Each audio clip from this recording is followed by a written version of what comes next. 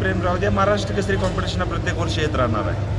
तर हे मी नेऊ का दुसरं कोणी नेऊ, पण माझी तर इच्छा आहे की आपल्या सर्वांचा आशीर्वादानं ही महाराष्ट्र केसरीची गदा मला भेटावी आणि मी गंगावेश तालमीला परत एकदा ते उत्सवाचा आनंदाचा क्षण द्यावा, आमच्या वस्तादांना ते आनंदाचा क्षण द्यावा.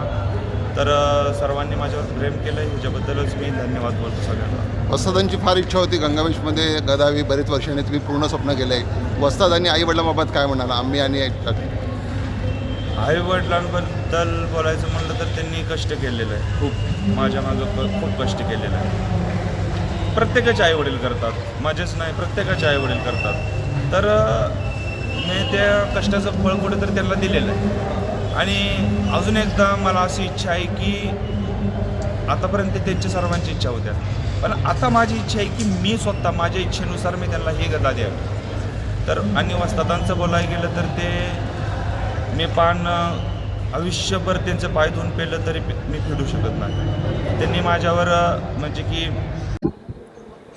खरं तर मी महाराष्ट्र केसरी किताब 2020 सालीच जिंकला आहे, तरी पण तेव्हापासून डबल महाराष्ट्र केसरीसाठी प्रयत्न करतोय. एकदा फायनलपर्यंत पोचलो होतो आणि त्यानंतर आता खरं तर काही वेगळ्या प्रमाणात म्हणजे प्रॅक्टिस करून घेतलेली गुरुवर्य काकासाहेब पवार यांनी. काही दिवस पंजाबमध्ये होतो सिकंदर कॅरोकोसर यांच्याकडं, थोडी वेगळ्या पद्धतीने प्रॅक्टिस केली. याच्या आधी 2 वर्ष मातीतून लढलो आणि परत एकदा मॅचचा निर्णय घेतला आणि एक उत्तम प्रॅक्टिस करूनच या ठिकाणी उतरलेलो आहे. आज पहिली फेरी जिंकली, कशी मॅच होती? आता पुढच्या फेरीत आता तर मॅचमध्ये तर सगळे तुल्यबल 5 असे पैलवान आहेत. एक मोठी कडवी लढत असणारे, पृथ्वीराज असणारे, शिवराज असणारे. हो नक्कीच. आज तर एक ज्युनियर पैलवानासोबत कुस्ती झाली, त्याचा पण काही प्रमाणात अनुभव घेता आला. आणि याच्यानंतर जे माझ्या लॉट्सला किंवा माझ्या याच्यात जे मल्ल आहे, शिवराज द्राक्षे, दादा शेळके, अजून कोल्हापूर साईडचे, तर त्यांचं नक्कीच मला कडवं आव्हान राहील. पण ते मी प्रॅक्टिसच्या मार्फत मी स्वीकारेल आणि नक्कीच माझा निर्णय किंवा माझा रिझल्ट चांगल्या प्रमाणात देईल. एकंदरीत काका पवारच्या तालमीत तुल्यबळ मल्लाबरोबर कोणत्या मल्लावर सराव केला, कसा सराव केला, तर कितपत फायदा होता? तसं तर सर बघितलं तर आमची रोजच सर्वांसोबत महेंद्र गायकवाड असेल, उपमहाराष्ट्र केसरी, आंतरराष्ट्रीय पदक विजेता आहे तो, शिवराज द्राक्षे असतील, दादा शेळके असतील, रविराज चव्हाण असतील, यांच्यावर रोजच प्रॅक्टिस दरम्यान अनुभव घेता येतो प्रत्येकाला एकमेकाचा.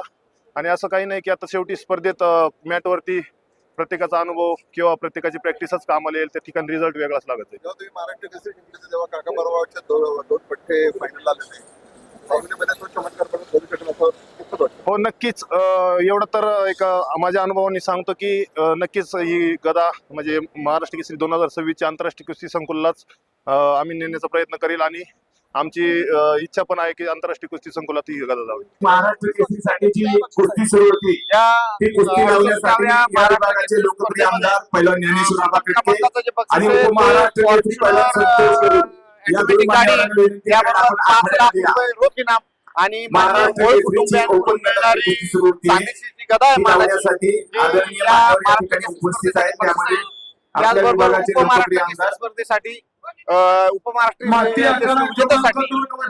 स्कॉर्पिओ ही गाडी, त्याचबरोबर 4 लाख रुपये रोख इनाम हा देण्यात येत आहे.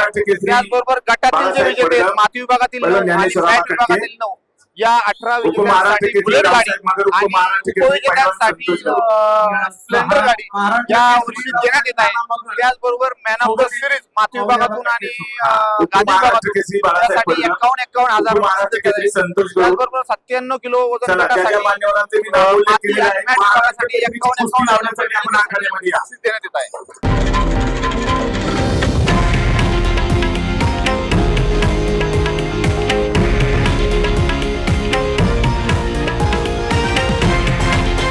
हे आहे देशातील नंबर 1 न्यूज नेटवर्क आणि आपण पाहत आहात TV9 मराठी, एकमेव.